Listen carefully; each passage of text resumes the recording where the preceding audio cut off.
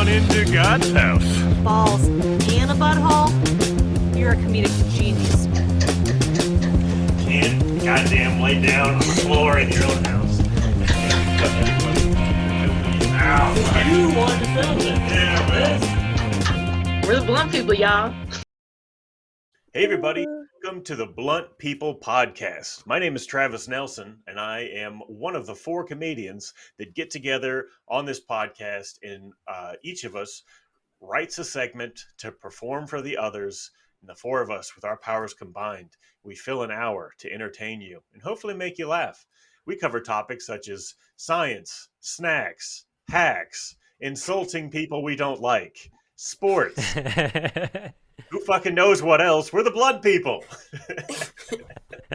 You down with BPP? Yeah, you know me. Yeah. I'm Chase Myers. I'm Erin Ingle. And I'm Vanessa Dunn. That's right. And we are back. And this time we're recording on Zencastr, so it might be a little bit different. We couldn't do the screen sharing option, so we couldn't get the wheel in there for picking who goes when. But Erin went ahead and did that before the episode, so we have our order. And Chase does not get to do his Ooga Chaka, which, moment of silence, everybody. Moment of silence for Chase. Sad. Or just do it right now just to get it out. Yeah, Chase, you want to Ooga Chaka for us? I do want a Ooga Chaka for you. Go ahead, Ooga bud. Chaka, Ooga Chaka, Ooga. Get him, Vanessa. What you got for us this week? Y'all ready for Nessa with the news? Wait, hold Vanessa on. with I the want to, before we get started, before we get started, I wanted to celebrate the weekend that we've all had, because we've had a pretty cool weekend together. We have. I headlined Not me. comedy. Erin, I'm trying to the mood. But you're doing cool shit in Minneapolis, though, Erin. So. Just trash the mood. I was going to include you. I think it's cool that you went to Minneapolis, Erin. Maybe you didn't eat eggs. I wasn't so low. I was so lonely without the rest of my BPP. Well, you chose to go hang out with Bo instead. That's what that is. Comedy Central's Bo Johnson. That's right. You could have weaseled your way on the Travis's show like I did. You're right. That is You're true. right. That is true. Okay, sorry. All right, sorry. Hype everybody up, Travis. Hype them up. Club Comedy made me Cute. this dope-ass poster. Nice ring light. Yeah. Oh shit! It looks like a dystopian young adult novel cover. Yeah. Rick said that he couldn't find any photos of me that didn't make me look like adorable, wholesome guy. So he was like, I had to kind of cyberpunk it up a little bit to make people interested in you. But we had a great weekend, and Vanessa got to host the Friday show, which was really, really fun to have Vanessa. And Mike Mazzalotti was opening for me, which I didn't know. Mike's an old friend. If you check my YouTube channel, Mike is in some old videos with me and Chase. So that was really fun to hang out with him. And Chase is headlining Tacoma Comedy Club tonight with Vanessa. That's very nice. Yeah, Vanessa just manages to hop onto all of our shows. It's amazing. That one was a surprise to me. I was like, yeah, I'm free that day. Then I was like, yes, it's Chase. Yeah. And then I got the most tips I ever got at a bar show last night. So it's been a good weekend. Damn, Hell okay. yeah. That's great. And Erin was in Minneapolis with Bo Johnson. Yeah. Just a couple nights at a sweet little brewery, doing some fun shows. Me and Bo, Bo Johnson, a lovely local opener, Lily Meyer, no relation to Chase Myers. Whole different spelling. Not at all. It's a whole different name. But worth mentioning. Always. Always. Anything close, I was like, is there any chance you're related to my buddy, my pal Chase? Are you kin? Are you kin with the slow burn? You should be so lucky. Yeah. Boy, oh boy. Okay, so who goes first? Oh, it's me. All right. It's time for Vanessa with the news. All right. And today, we're going to tackle one of New York and the nation's toughest municipal problems, lack of public bathrooms. Okay, lack of public bathrooms. Let's go. So in this article that came out in the New York Post, it's by Kevin D. Williamson. He seems like a little bit of a hater, but like he did write a book like 10 years ago about New York's lack of public bathrooms. So I feel like he has a little bit of chip on his shoulder. Okay. So basically, he's been saying this for a while. He's like, somebody. Wait. Slow down. Because you said a lot, and I want to get through what you meant by it. He seems like a hater, but he also is writing stuff about. So he's a hater against the city for not having enough public bathrooms, or he's a little bit, and also for the people who are trying to fix the problem. Like I feel like this is his problem. You know, like this is what he is. Sounds like a real carbuncle, right? So. He's a little bit mad that like the city is not doing anything about this, and I mean we've all needed to go to the bathroom in public before, right? Of course. It's important. Yeah, exactly. So what happens? Good old Howard Schultz, the CEO of Starbucks, steps in and he's like, "All right, you can use our bathrooms." You know what I mean? Mm-hmm. But Kevin's like, he's a little too woke. He's messing stuff up for himself because he's letting everybody go to the bathroom. Wait. I'm so confused. So the CEO of Starbucks was like, everyone can use the bathrooms. And now this author is saying that's too woke? What does that mean? Yeah, he's like qualify that. He's like, it's too woke because now it's starting to affect Starbucks' business. So, for instance... In what way? Like in big cities, they're starting to have to close down stores. Like Seattle, hometown of Starbucks. There's 5 Starbucks closing this year. But aren't we under the impression, isn't that maybe partly because all the workers are trying to unionize? They're closing these stores? They did say... I read something that they said it was because of unsafe conditions, but... Yeah, he mentioned that in the article, but he basically blames... he blames it on because they're letting everyone use the bathroom. That's the unsafe condition. Yeah, I was about to say, how unsafe can a Starbucks be? Also, can I just say 5 Starbucks closing in Seattle? What a fucking tragedy. How many could possibly be left? 79. Yeah, exactly. At least. There's one on every corner. Exactly. That was my first thought. But he turns around and he's like, oh, well, there's 5 closing in Seattle because Seattle doesn't police their citizens. And there's a bunch of homeless people camping in there. But there's none closing in Provo, Utah. But I'm like, Utah? How many Starbucks is in Utah? They need that one. Yeah. I mean, they're not getting any business from the Mormons, so it's got to be tough pickings out in Utah. I know they got pink drinks now. They've got all the teenagers are drinking non-coffee beverages. There's a Mormon menu on there. That's a very strong part of my toxic masculinity. Is if I go to a coffee shop and anyone's getting anything that I don't find to meet a certain toxic standard that I have, I will immediately get upset. Like if there's kids getting like pink drinks, I'm just in my head, I'm like, why? No, I'm and I know it's my problem. I know I'm a piece of shit. Every time Chase orders like a Frappuccino, I'm like, soft. He's soft. Every time I'm having every time that I'm living it up a little bit, every time I'm wanting a little flavor. I'm drinking black coffee right now in this show, but anytime that I like try to throw some whipped cream or something on it, Travis makes me feel like less of a man. That's just his thing. I feel like you even called me soft one time when I was drinking that honey lavender cider. I did. You ordered a honey lavender beer, and I was like, soft. My headphones died. 1 second, I got to grab another pair of headphones. Yeah, that made me panic. I saw you like freaking out for a second. I couldn't tell if it was like me or if that was on your side. I don't know. But yeah, I don't know. Because, they were saying the unsafe conditions are because like people are like, should I wait for Travis or not? Yeah. Or no, I guess you don't have to. No. Last time we lost him for a while, none the worse for wear. I'm listening. I can hear you. Oh, I thought you were out of commission because I think it's a good recurring bit that we just lose Travis for like half of each episode. I feel like when Travis goes on the cruise, we should just do segments as Travis. I like that. I love that idea. I'm I doing forgot that you told me. The nastiest bacteria that I can find.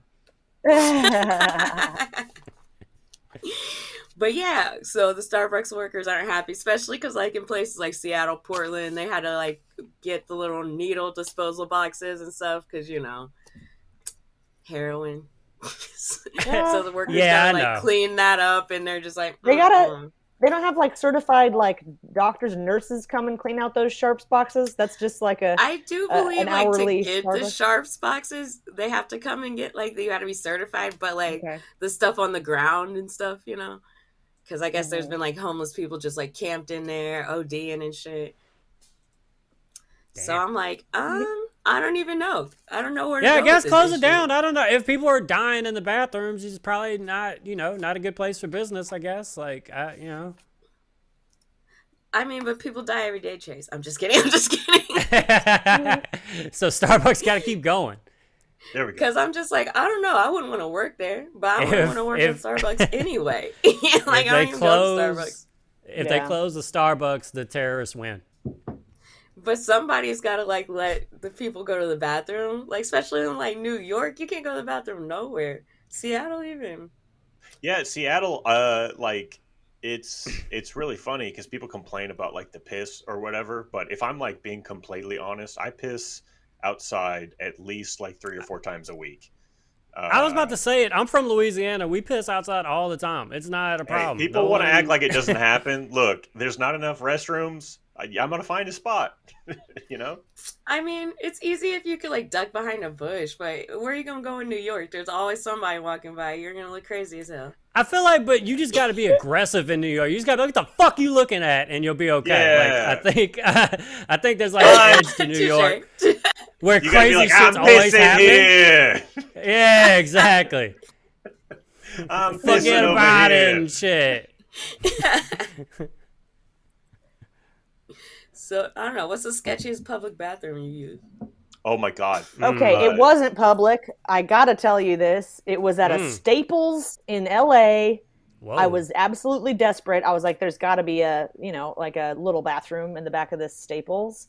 It was fucking terrifying, apocalyptic, like shit smeared on the stall walls, overflowing, stinky, like I prayed that there was an extra bathroom for employees that they got to use. Otherwise, they were going 8 hours without doing it. It was a terrifying place. That's my worst. And it was not. I mean, I guess it's public in that I got to use it without being a Staples customer. Right. Public enough. Mm-hmm. Yeah. I guess mine. Oh yeah, did you have to like go in the back of the store? Was it like one of those situations where they're like, the bathroom's back there? Or was it like open to everybody? Yeah. It was, I want to say it was like at the back end of it was like on the back wall, you go into a hallway and it was there. It wasn't like I needed a secret code or anything, but. Yeah, that's crazy. That's rough. What's going on at a Staples. Right.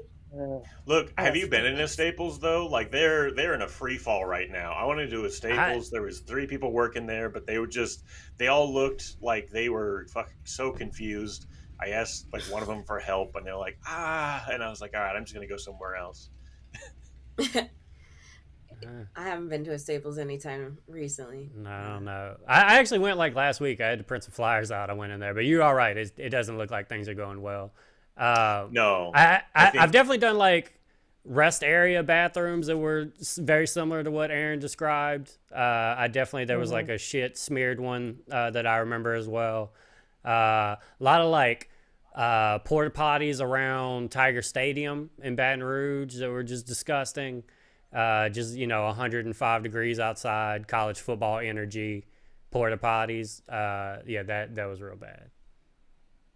Right. I guess mine would be in the middle of nowhere in like Central Oregon. I stopped at in this one town, and I was at a gas station, and I went to use the restroom, and it was like a separate building, but it was like kind of into the woods. And I walked in there, unlocked the door, opened the door. First of all, it was dark. It was dank. There was stuff growing in there. Like there were like, there's like moss and plants growing around the sink.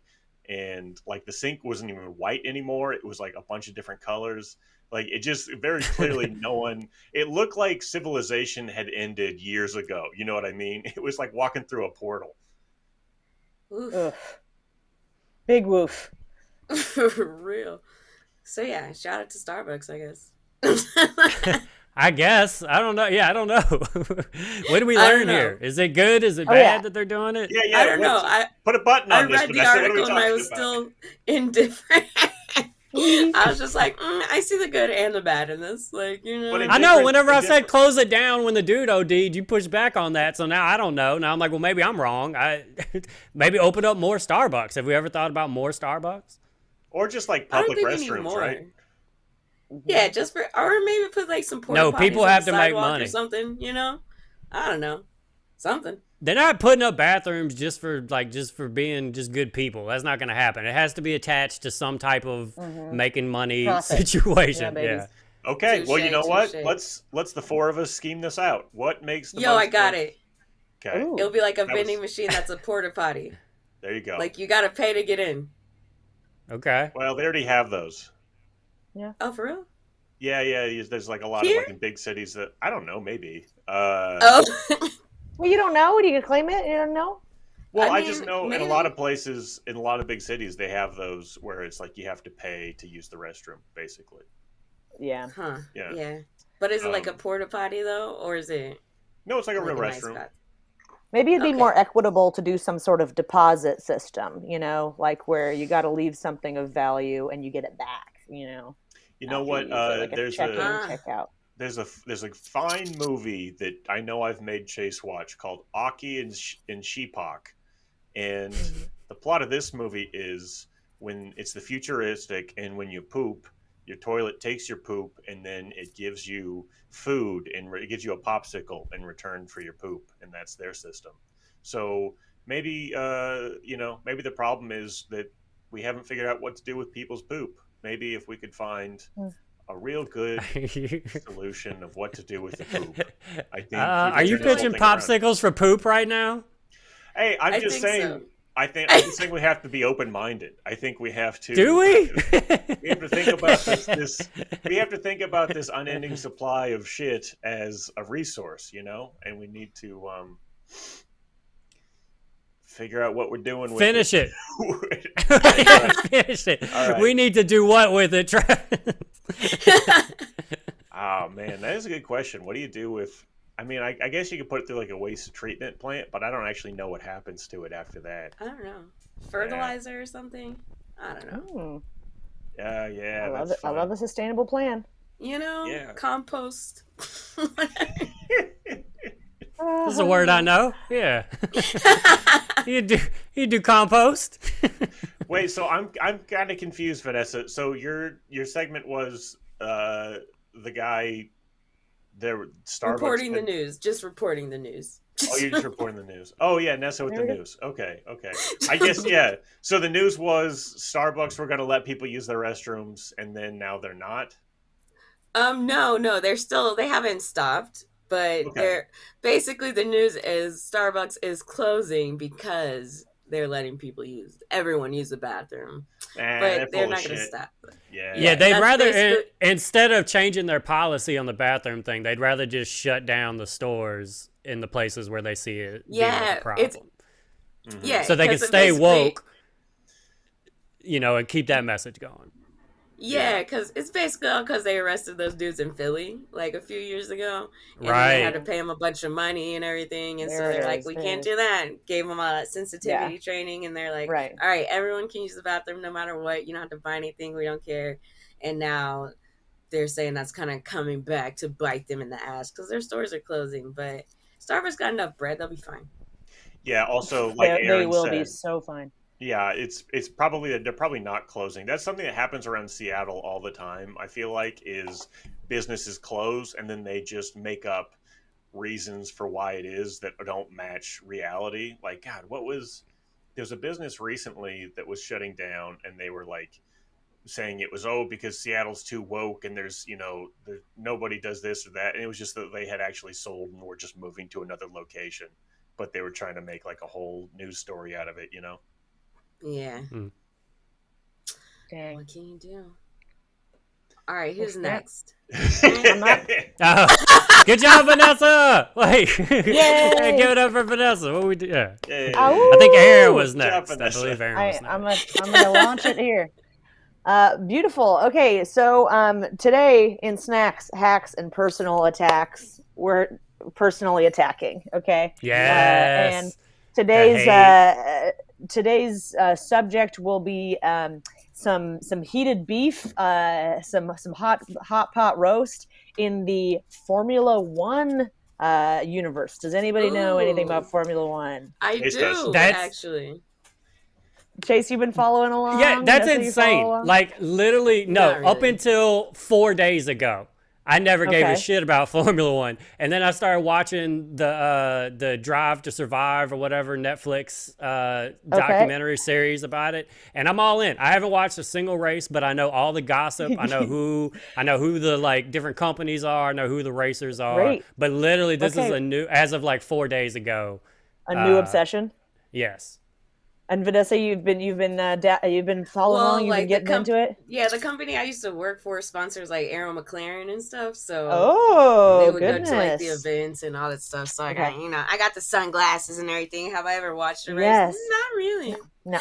Okay. So But I'm in it. I, growing up in like rural Oregon, people were NASCAR people, and Mhm. I couldn't have given less of a shit about NASCAR. I was like, oh, this seems like a nasty old place to get drunk and show your titties and get in a fight or something, but whatever. And And then it over the is. last, so, and it sure, it might be, but no shade to NASCAR. Keep on making your millions, whatever.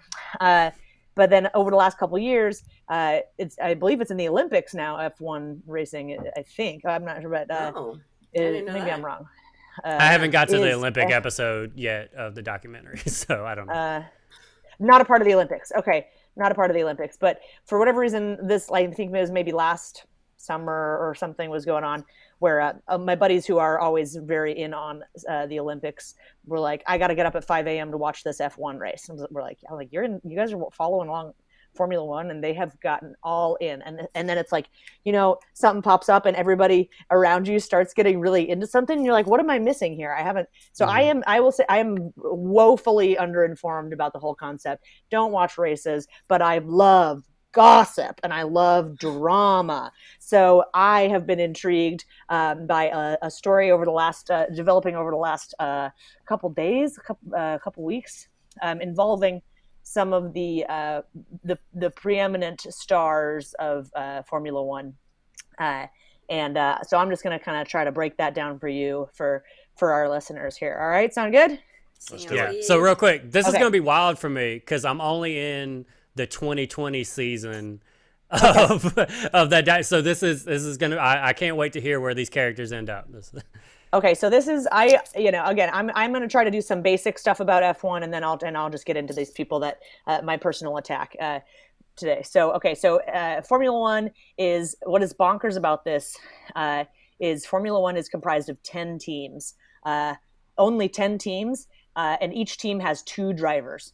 So there are only 20 Formula One drivers at all. So that's like what, one basketball team, Right. just a very small number of humans to be, but they're obviously international, and it's a super competitive and extremely expensive endeavor.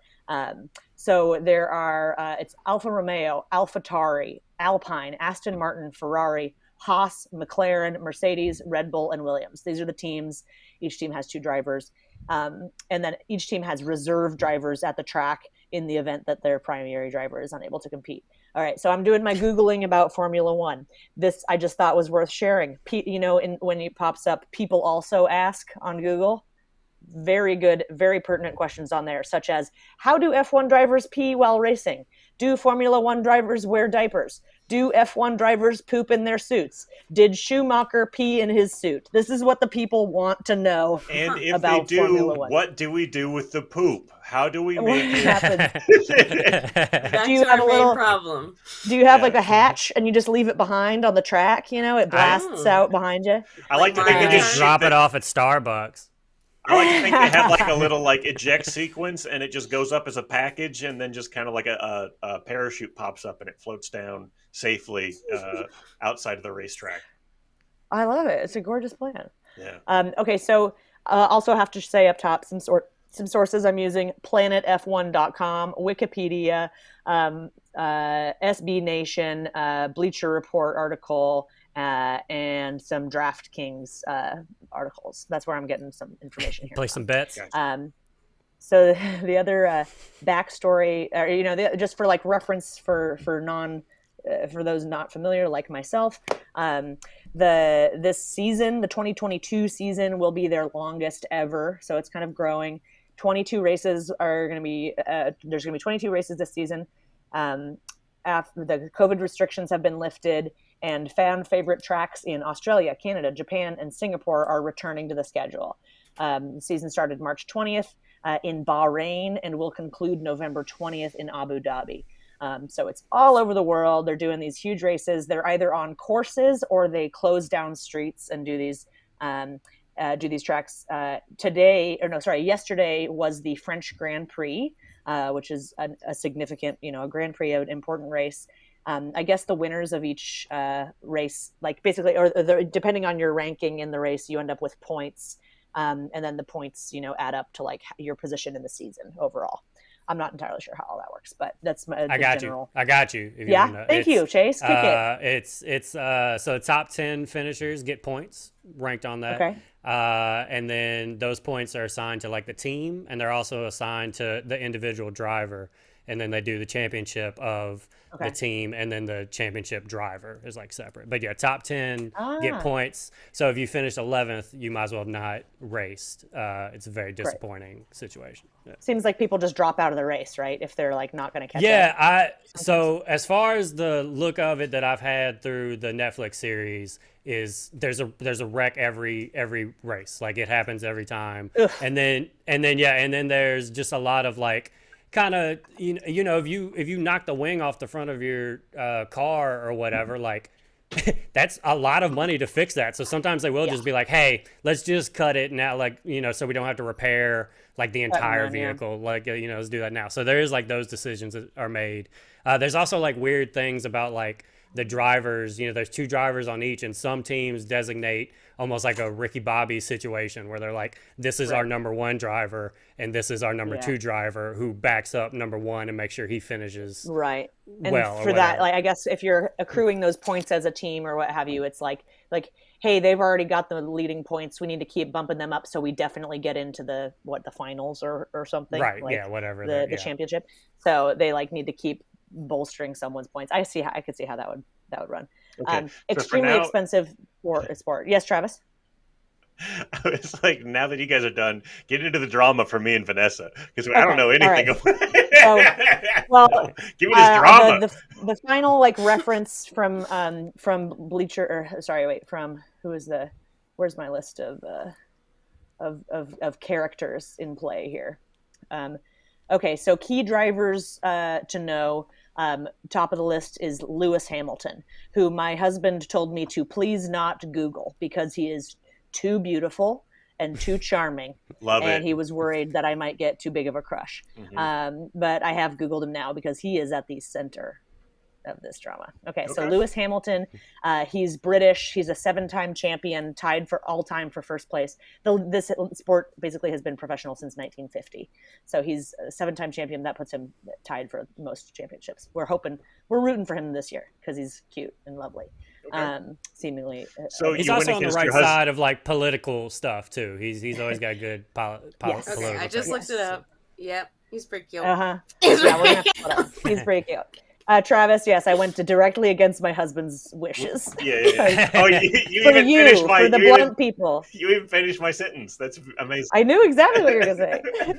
Okay, so Lewis Hamilton, he actually got second place today to, going to try this name, Max Verstappen, who is Belgian. So Max Verstappen won the French Grand Prix today.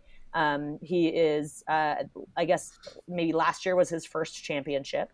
Other people that have come up, Lando Norris is a McLaren driver, Charles Leclerc is a Ferrari driver, Fernando Alonso is an Alpine driver, and George Russell is a Mercedes driver. So these are like, there's a range of ages and nationalities and stuff that these drivers are from. And being such a small community, I think there must be some interesting dynamics. So the big news, the big goss is, and he's done it like 2 or 3 times, but every time all 4 of us have been yelling at each other whenever he does it. So I've been the only one that noticed that he's like slipped in these little things. That's the first time it's been quiet enough for everybody to catch it. But yeah.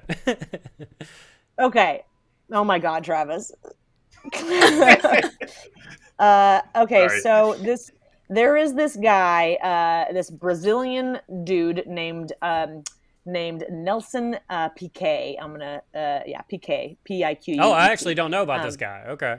Okay, so he is a Brazilian racer. He drove Formula One and retired. When did see he was a champion. You know, he was he won the championship in 1981. Was a runner-up in 1980. He's an old guy. He's 69. And he's Brazilian, and he has just a checkered past of saying offensive shit. So Lewis Hamilton, the aforementioned hottie that is a 7-time champ, and in the running for it probably this year as well. So last year, in 2021, during an interview on a Brazilian podcast, this guy, Nelson Piquet, used a racially pejorative Portuguese term, which I will not use, that has been compared basically to the N-word, to refer to Lewis Hamilton. So this is on this podcast. Presumably people listen to Brazilian podcasts about F1. Probably more people than listen to the Blunt People yet. But so he used this. He basically dropped the Brazilian N-word about discussing an incident between Lewis Hamilton and today's winner Max Verstappen at the 2021 Grand Prix. Okay. The comments resurfaced on social media this year, and this use of like a racial slur. Basically, Lewis Hamilton and other people have stood by him with Formula One. Is like his quote is, let's see, posts just recently like, hey, it's not just the language, it's like it's a problem obviously that he's faced his whole life. He's a British he's a British guy he's a black guy in England and in the racing world, few and far between. So he's like, I've experienced this my whole life, and he's great, and he's like an all-timer. So yeah, he's like, it's a systemic problem basically. So Formula One is trying to, trying to go to bat for him. He said, Lewis Hamilton says just last month, it's more than language. These archaic mindsets need to change and have no place in our sport. I've been surrounded by these attitudes and targeted my whole life. There has been plenty of time to learn. Time has come for action. And yeah, no shit, man. Like, basically then this guy Piquet, he apologizes, but insists that the alleged slur was wrongly translated. So he's like, it's a mistranslation. I would never use that word to be like, belittling a driver because of his skin color. And, but does that mean the word that he was it supposed to be positive? Was it supposed to be just belittling him about everything else? Like right. Like how do you how are you going to bring up somebody's race while talking negatively about them? But it's a separate thing, right? It's a translation thing.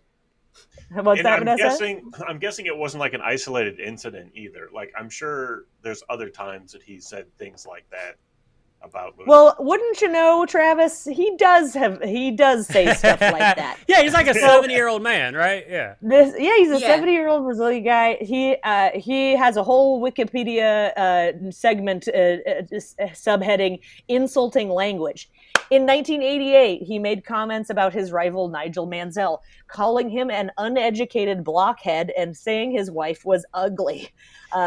He also called Ayrton Senna, who was a Formula One champ from Brazil as well. He called him gay, and he called Enzo Ferrari of Ferrari senile.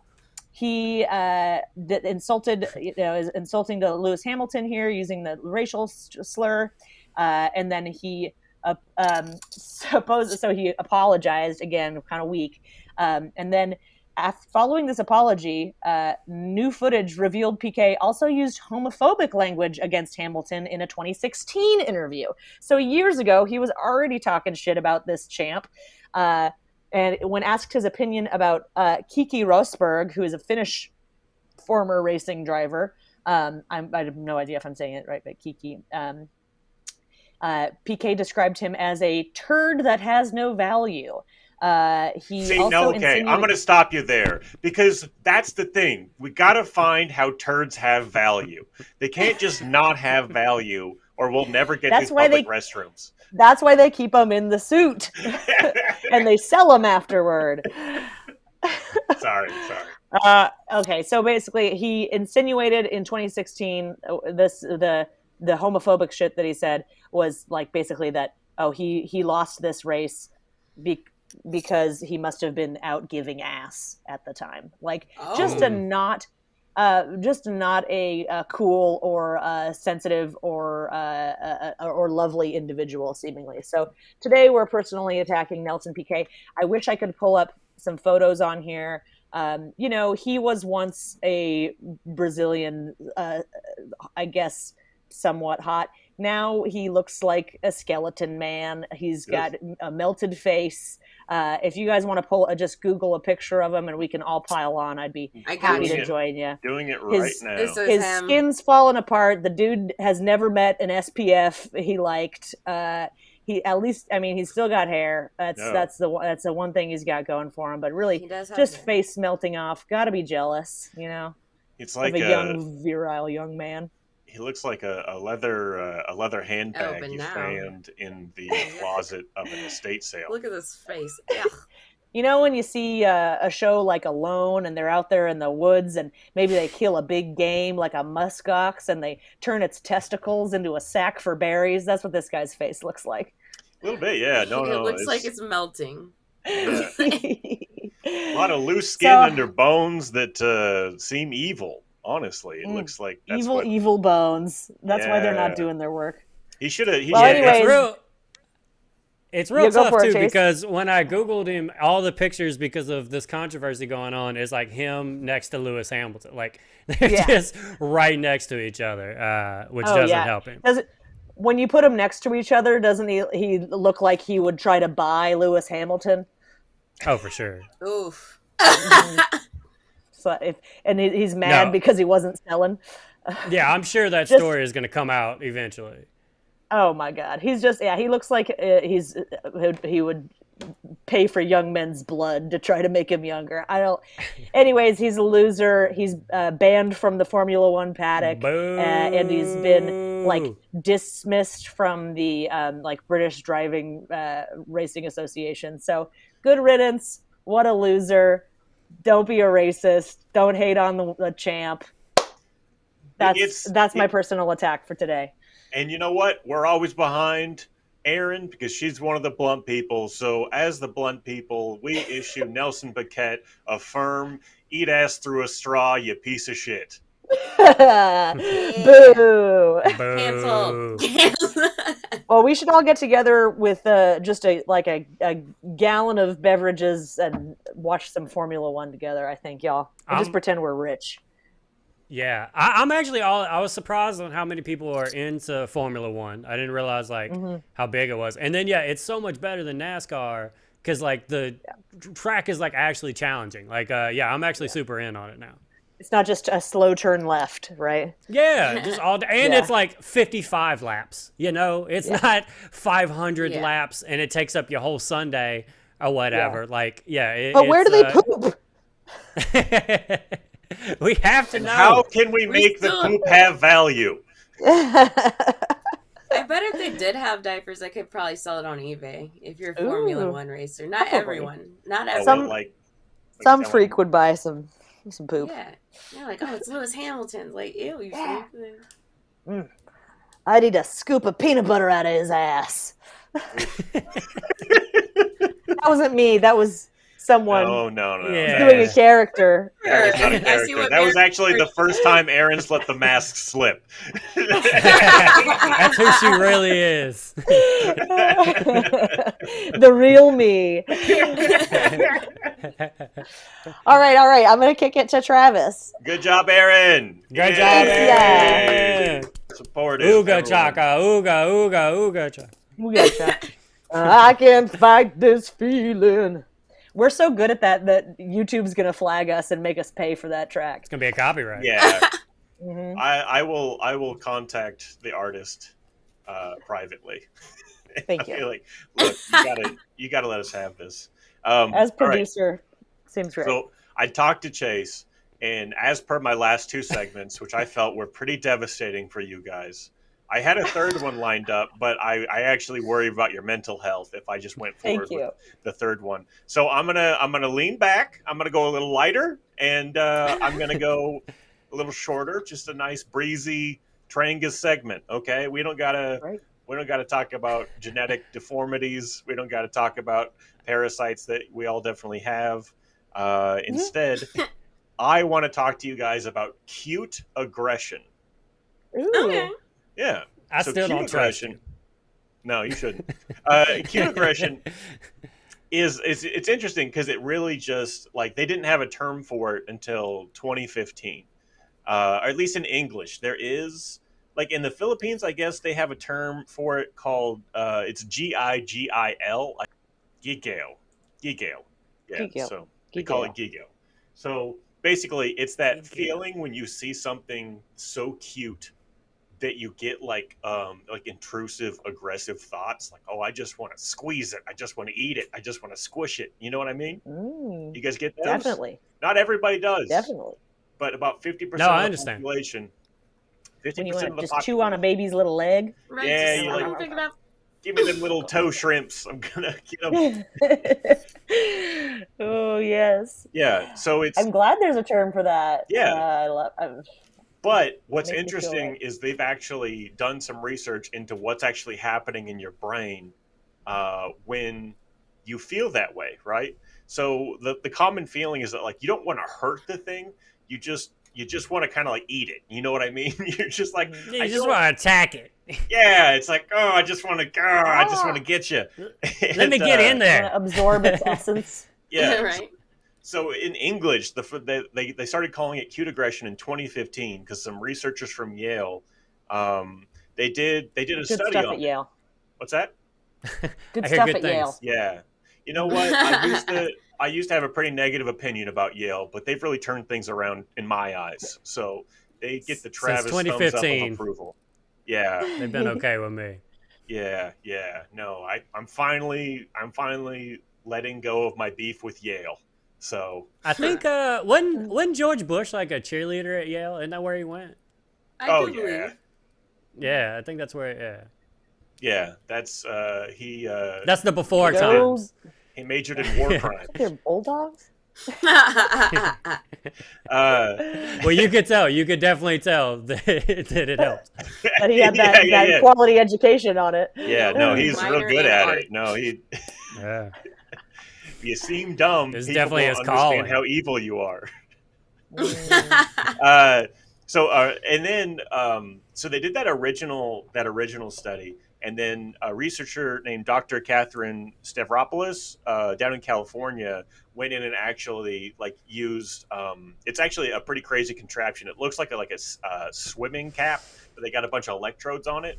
So what it does is it can actually measure where electrical impulses are happening within your brain, so they can kind of map where your brain activity is. And so what they did is they had these people sit down and they would look at pictures of like babies and animals, and they would so what they did was they took pictures of babies and they used Photoshop to make some of the babies some pictures of the babies ugly and some of them like less cute. And I don't mean like giving them like moles or like messing their faces up or giving them like a patch eye or anything. Not that any of those things are traditionally even ugly. I think we all appreciate a nice patch eye once in a while. But, especially on a baby. Oh my God. Oh, baby with a little eye patch. God. What are you, a little pirate? You little shit? Oh, good. So I'm going to get you. See, there's that cute person. Oh, man. But that's what they did was they took like signifiers of cuteness, like things that we all agree are cute. So like if you see like a a Pixar film or something with a cute character. Their cheeks are bigger, Big their eyes. noses are always a little smaller, big eyes, yeah. And so they just use Photoshop to make, take pictures of the babies and make some of them more cute and like cartoony, and some of them less cute. And like by less cute, I'm not saying they uglied them up. I'm just saying those, cheeks smaller, eyes smaller, noses bigger, whatever, to make it look less like a baby. And then they had pictures of baby animals versus pictures of the grown-up animals, because that's also a thing. Like evolutionarily, I guess I should say that too, is like the reason why baby animals are cute is like an evolutionary defense against them getting hurt. Like if you saw a baby animal and it was ugly, you probably wouldn't even like, especially like way before we were civilized, you probably just kill it. Like, oh, what is that ugly thing? You know what I mean? Yeah. So but if you saw a tiny little baby possum and you're like, actually, you're pretty cute. Come on, normal you can move possums into my are house. Scary, but you're a cute little. Oh, you're getting bigger. Yeah. Oh no! But now I'm attached to you. Yeah. Yeah. So like the cuteness is like a real thing that all animals kind of recognize cuteness too, to a certain degree. So that's another thing with like prides of lions and animals that like live in packs, is it makes the grown-ups less likely to kill the young in cases of like, if a new male takes over the pack or the pride, he'll be less likely to kill the young if they're cute. I mean, he'll still probably do it sometimes, but like that is a factor. So it's like this evolutionary ingrained thing of cuteness for us. And what they found was the part of the brain associated with emotion was more active when shown the cute photos, but the people who reported to feel cute aggression, like they kind of had to self-report, like, "Oh, I want to get it." You know what I mean? Like it's a very specific feeling. But they, how are you feeling? Like I want to get it. That's I just want to. You can't lie though if your brain's hooked up, right? Yeah. I just love that this is like we saw that little. This is like a defined thing. It's I just want to. Doc, what does that mean? Am I gonna be okay? Doctor, I got a bad case of the. I just want it. Yeah. So they found that people that had that feeling, they had their brains light up in the emotion section and also the reward section. Which is like a little unclear to me, but it seems like what that's kind of saying is some people, when they have that emotion kick up when they see something cute, they also just get this like intense kind of like reward feeling, and it's just like an overwhelmingly positive feeling. And apparently our bodies are much better at controlling negative feelings because we have to do that a lot. It's like, don't show how angry you are, don't cry, don't, just don't show these negative feelings.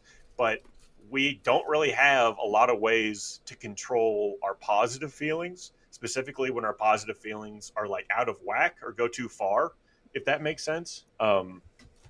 So then that's when that happens, your brain's like an equilibrium machine. So it'll always try to get you back to some kind of like equilibrium for almost anything. It's actually kind of crazy the way that works. But this is something called dimorphous expression of positive emotion.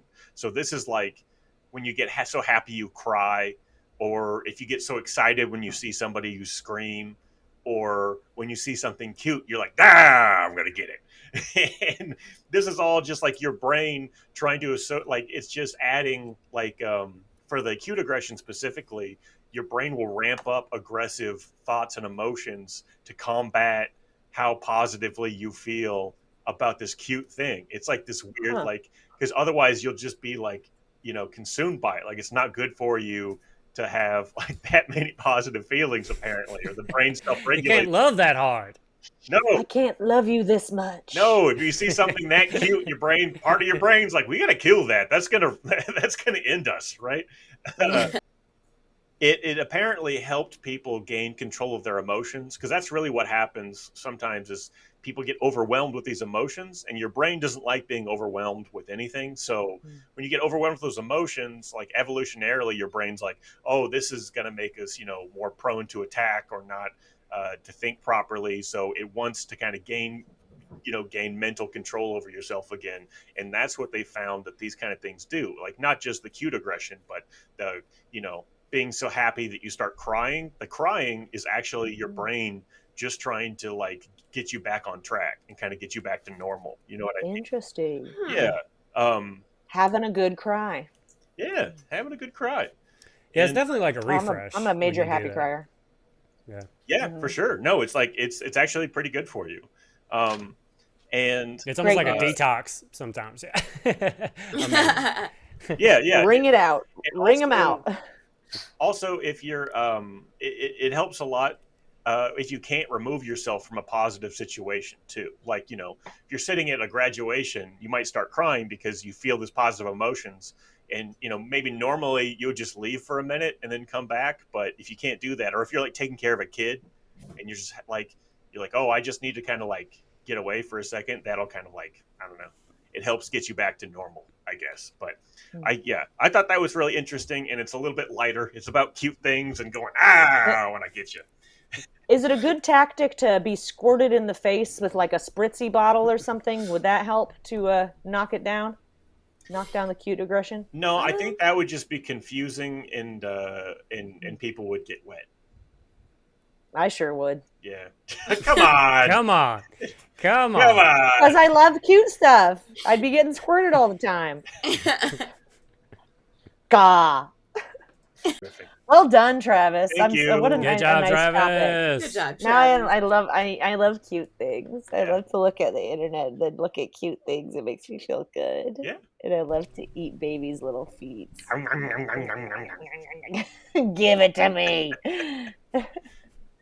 Well done, brother. And now driving us home, our anchor. Hey, I'm going last this time. I like it. Yeah. Okay. Yeah. Headlining the podcast, and later tonight, headlining a comedy club. So that's pretty cool. Hey, big day. Okay, so my story is, of course, sports based. Again, it's great. It's about love. It's about the internet. Is it about love and basketball? And of course, it's about fraud, people. Okay, of course, there's some fraud in there. I want to talk about the Manti Te'o story. Does that right? Like, does that? I have no idea. Okay, so Manti Te'o was Manti Te'o is how you say it. Te'o.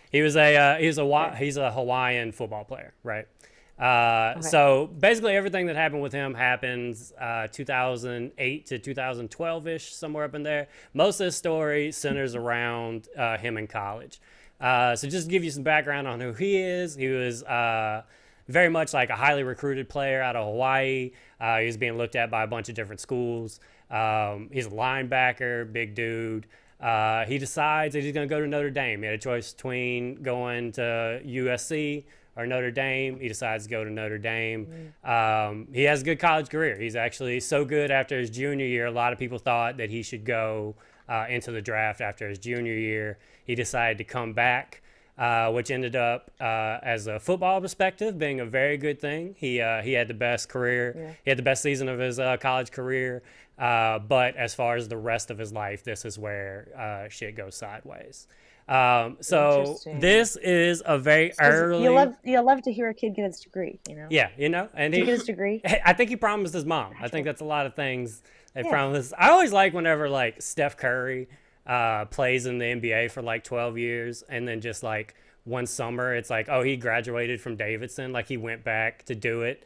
Like I never, like that's sweet and all, but like you don't have to do that, bro. I know your shoe contract. Yeah. What are you doing? I'm not an NBA player, but an NFL player might need a fallback.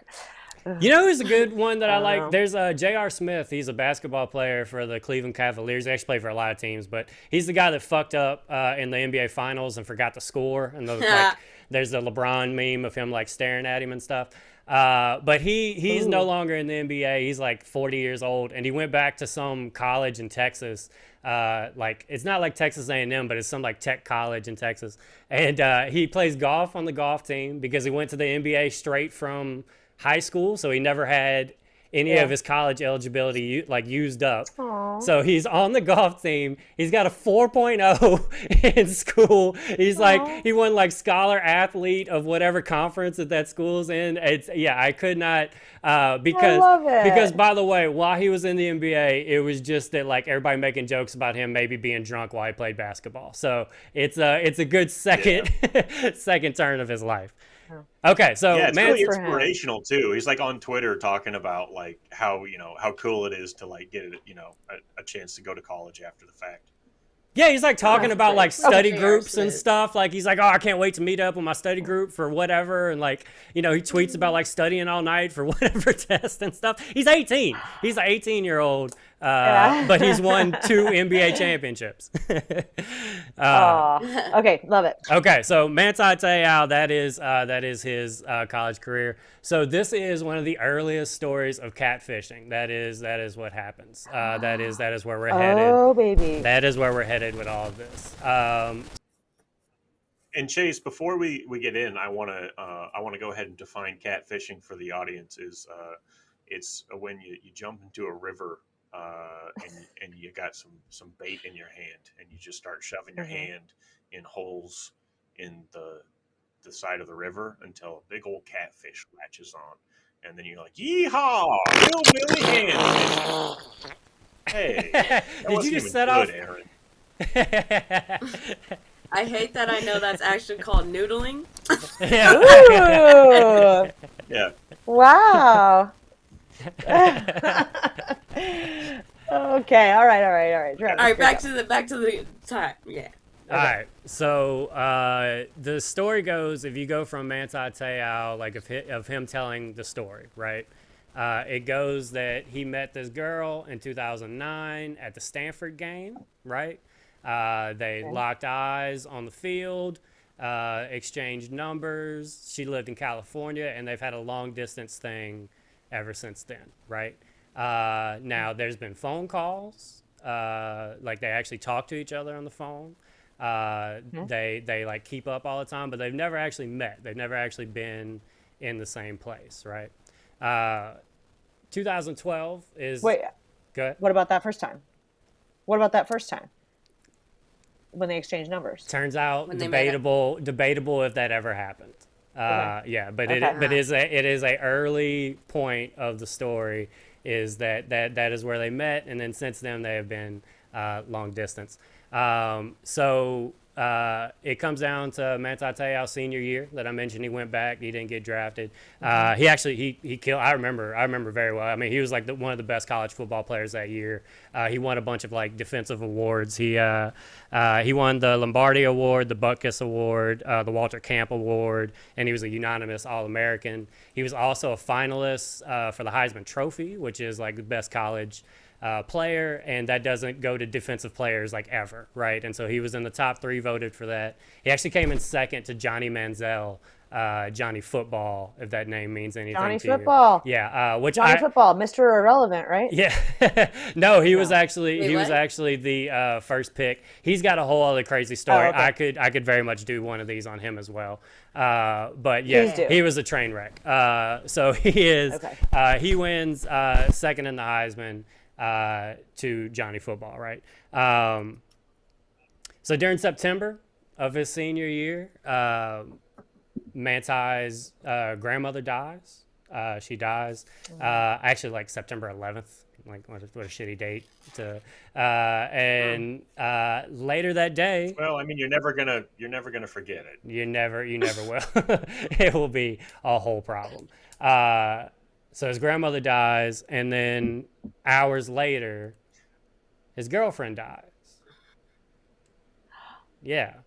And so it becomes a story. Manti Te'o, he decides he wants to practice. His girlfriend died because she had went to the hospital, got leukemia, was her story. And she's died from leukemia. He's been talking to her in the hospital, but she has been continually telling him like, no, you need to practice. You need to go out there and, be your best for me and all this stuff. So he's not, that's why he's not going to visit her while she's in the hospital. Cause I'm going to be okay. You stay right. And so grandmother dies and girlfriend dies, and it becomes a big national story because Manti Te'o is one of the best college football players of the season. Notre Dame is undefeated at this point. They look like they might be like in route for a national championship. He has a game against Michigan and fucking sets the world on fire. Like, has this, I remember this game very vividly. It was like the Manti Te'o game. He led in tackles. He was like this big inspiration. The entire stadium, both Notre Dame fans and Michigan fans, were wearing lays, like Hawaiian like lays for him, because everybody was pulling for this dude. This man just lost his grandmother and his girlfriend, right? And has this great game. Now that's like one of the last games of the season. College football does this thing where it's like season ends and then it's like a month and a half before they play the championship or the bowl games or whatever. They give you like a whole month basically to get ready for this one game. That's also whenever the Heisman Trophy presentation happens and everything. So this is now months later, right? This is I think 3 months after his grandmother and his girlfriend has died, and he is at the Heisman Trophy presentation, and he gets a phone call from his girlfriend's number. Yeah, so he freaks out. So now his girlfriend's a ghost. Now he's got a ghost girlfriend. Like, so his girlfriend died before they ever actually met in person? And then was she like, hey, this is the last you'll be hearing from me. I'm dying. Yeah, that's weird. Like, how did he know she died? So she died. She was, somebody contacted him, is what happened. What's actually weird is that the girlfriend, so there's actually stories of like his teammates being like, no, I've talked to her on the phone. Like Manti would be talking to her on speakerphone in the dorms, and she would talk to all of us on speakerphone. Like she's a real person. Like there's people that are like, nah, like this is like a real thing. But yeah, they never met. I actually read something. It didn't come up in much, but I listened to this podcast that said that he was like raised Mormon, which they seem to think might have factored into like why he was so like kind of gullible and like okay with like the not meeting. Like the part, like, you know, we're gonna wait till we get married type thing anyway, and like, you know, well, like hold on, what does being gullible have to do with being Mormon? It just has to do with being religious at all. It's kind of how it. So you know, it is like a weird thing, and so he also knows it's a weird thing. That's why he's in interviews when asked about it. That's why he mentions the story of they met at a football game. He mentions that like, oh yeah, she would come to Hawaii and we would hang out. He actually told his father that, and his father is quoted in a bunch of stories being like, yeah, she would come up to Hawaii and they would hang out because that's what his son told him, you know, like that's, but I actually saw in an interview where he was like, yeah, I started saying that stuff just because I was kind of embarrassed that I had never actually met her, even though we had talked on the phone and had all these interactions. And so that was like his little lies about it, you know? Yes. So the phone call happens. He gets a phone call 3 months after she dies, right? And from the grave. Yeah, and the person does that weird scam thing where they're like, hey, look, I'm sorry, but I had to fake my death because the mob was after me. Like suddenly she's got a dangerous life and the mafia's after her and all this stuff, right? So Te'o's pissed off, obviously. He hangs up the phone. He calls Notre Dame. They hire a personal investigator to try to figure out what's going on here. Good. The story comes out through Deadspin. Somebody calls Deadspin with a tip. It was from somebody that grew up with him in Hawaii, and they were basically saying that Manti knows about this. Like he's in on the lie. People are saying like on the island that he knows about it and all kind of stuff. And so they start looking into like how much does he know, what's going on. So now the fact that he's got a fake, because it's out that she's undead, right? Yes, has now come out, right? And we just had a couple months earlier this big like national like, oh my God, this is a sad story, and this great kid rose above it, and this whole like perfect like Hollywood type thing. Right. Yeah, he just won the highest. So they're maybe accusing him of. They're saying like, oh, he's like was using that for some fame. Yeah, which is I've kind of gone back and forth on like how much does he know, and I don't know what the benefit of that story being out there really like helped him, because he he already was a good football player. So he already was going to win those awards and be at the Heisman presentation and stuff like that. Like those, so like this story didn't add anything to him other than just, you know, I guess we kind of got behind him for a little bit in a, you know, in a game against Michigan, you know, but that's what's really the benefit of that. So as I start looking into it, it turns out he's being catfished by a man named, it's going to take me a while to pronounce this one, Renaya is how he said it. It's a dude, right? And Renaya is a football player in Hawaii. And him and Te'o do know each other somehow. They actually follow each other on Twitter. Wow. And this man he does a woman's impression. Like he does an impression of a woman when he talks to him. He actually, like, there's a girl that he went to, the fraud dude that he went to high school with, that they're like Facebook friends. And he starts using her pictures as like pictures to send classic. Manti Te'o and stuff. And that girl's account is like private, right? So he's friends with her, so he's got access to it, but it's not like out there exposed to everybody. So that's how he kept it going. That's how he basically kept it going. Wow. And and it all blows up. Oh, so the Notre Dame investigators basically figure out who was doing that this? And Deadspin, the news, whatever, the news publication, basically get to the bottom of it.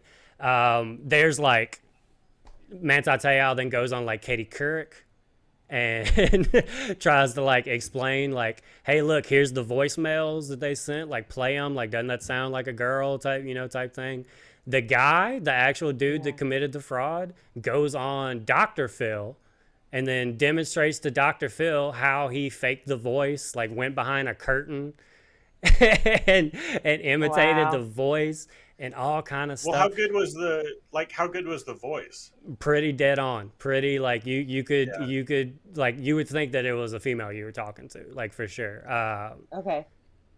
Did he shake down Manti for money or anything like that? Like, so what's the that's motivation? another big question that I have about that is like there doesn't seem to be like a what was the benefit either way, you know, like I don't quite understand. It doesn't make sense for Manti to be involved in it, and also what is going on with this person that actually pulled the fraud, like that is, you know, like what was your purpose in it, you know? And it kind of gets laid at that, honestly. It's just the whole story comes out. Everybody now knows, like, this is the dude that did it. Te'o's kind of like, it just stuck with him for the rest of his career. He was going to be like a top never 5. Never going to trust anybody. Yeah, he was going to be like a top 5 pick. He ends up getting picked in the second round by the San Diego Chargers. He plays 3 or 4 seasons with them.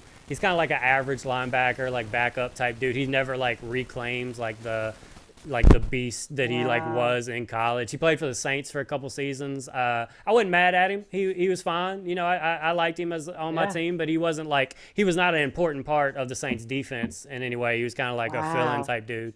And yeah, he ended up playing like 7-8 years in the league.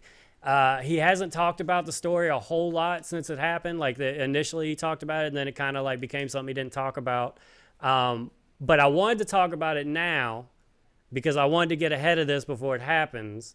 Because August 16th, there's actually a Netflix documentary coming out about this, and he's going to speak on it. They actually have Renaya, the person that committed fraud. I watched a little 2-minute trailer on it. Plot twist, she is now on it, and it looks like that she is transitioned and is a woman, and I can only tell from the clip. So that I can't wait to. So it looks like it's going to be like a big, like from their point of view, from Manti Te'o's point of view. So I feel like now he hasn't played in the NFL since 2020, right? So he hasn't been in the league in a couple years. He ended up playing 7-8 years. So I feel like now's the time where he's actually going to tell like all the juicier details now that it's over. So that's the Manti Te'o story. Man.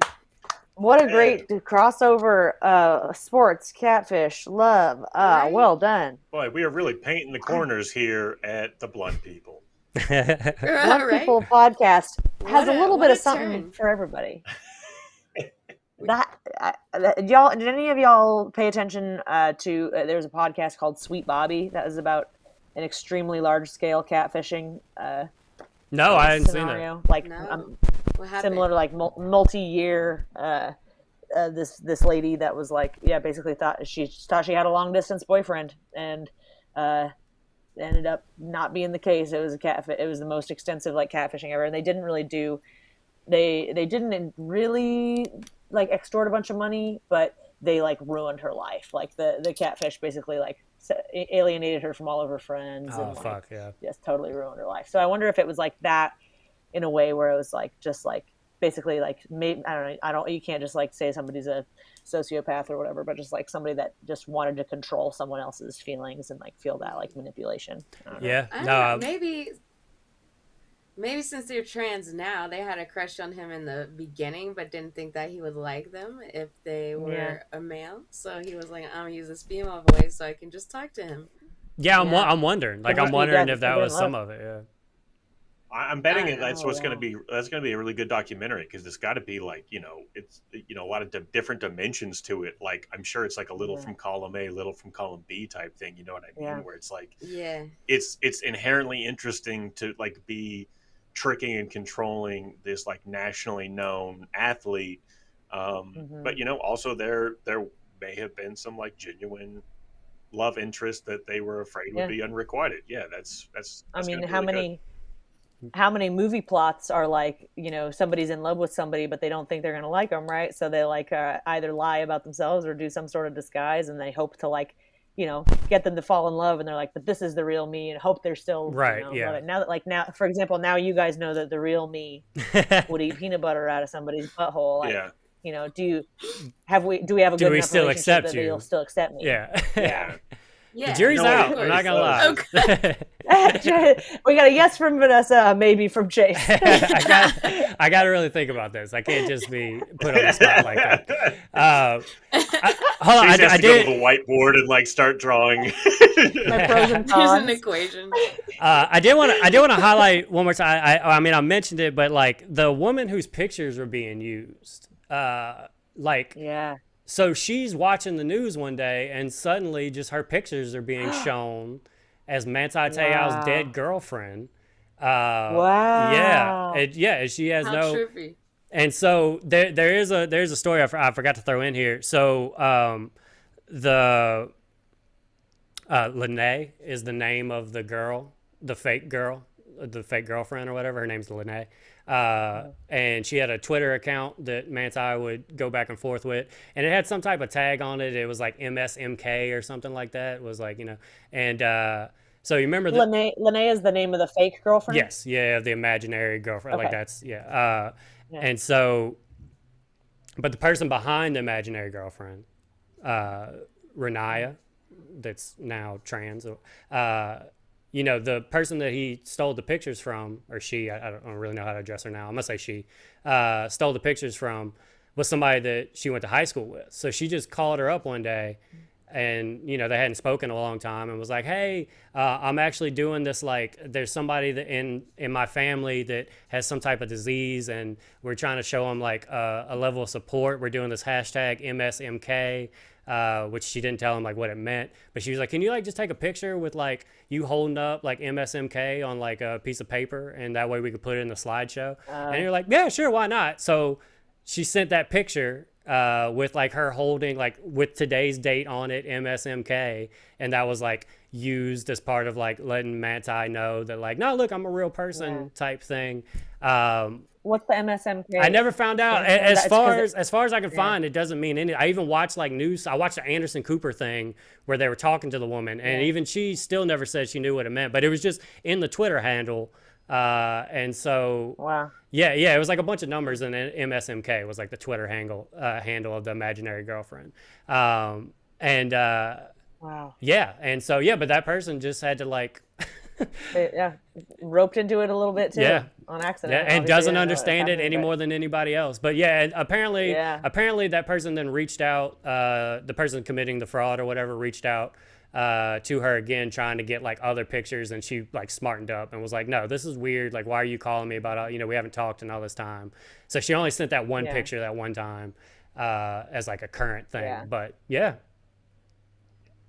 video chat, man, you gotta be video chatting. I was thinking about that. It was 2012 was when this happened, so like you can Skype in 2012. I think it was it was early to but not it wasn't as easy, I guess. Yeah. Like, not everybody had FaceTime and whatever. Boy, oh boy. Good job, Great Chase. stuff. Thank you. Ooga chaka, ooga chaka, ooga chaka, ooga, ooga. Sounds good. Cool. Good job, everybody. Thank you guys for checking out the Blunt People podcast for one more episode. If we're a little slow on getting the next couple out, just know it's because I'm out making money, which I will use to cause trouble. So it's really absolutely. Yeah. All right, signing off. Well, I'm Erin Ingle. I'm Travis Nelson. I'm Vanessa Don. And I'm Chase Myers. That's the word, baby bird. Bye.